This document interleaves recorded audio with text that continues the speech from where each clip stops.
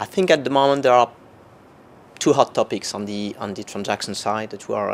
we are experiencing on a day-to-day basis. The first one is, as it used to be in the past, but more and more, is a very careful attention to be paid to the indexation mechanisms in commercial leases, because some of those indexation clauses are challenged by the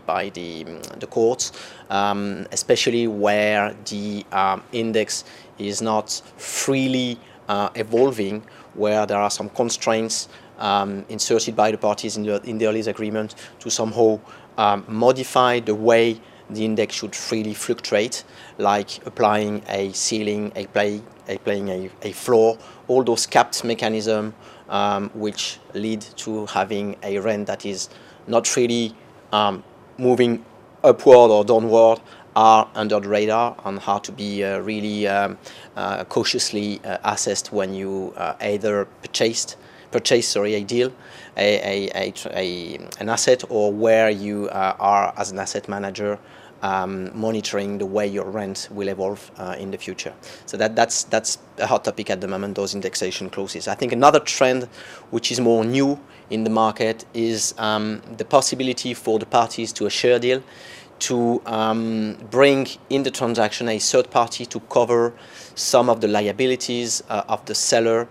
linked to the reps and warranties which are granted to the purchaser. This is fairly new in the market, and we've seen over the last 18 months, more and more insurance companies being able to put in place some coverage to provide some sort of a credit enhancement to the seller. In most cases, because the seller was like an investment fund having a maturity date which was not exactly matching with the duration of the reps and warranties that have been negotiated on an arm's length basis with the purchaser, and asking to a third party such as an insurance company to put that coverage enables the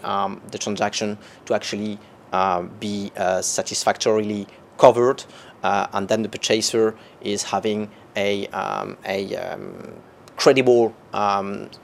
counterpart in case the things goes wrong and the reps and warranties are called upon. So this is fairly new. The parties in deals are more and more getting accustomed to that kind of third-party insurance over reps and warranties, and we've seen that over the recent period, and I think it will become a major trend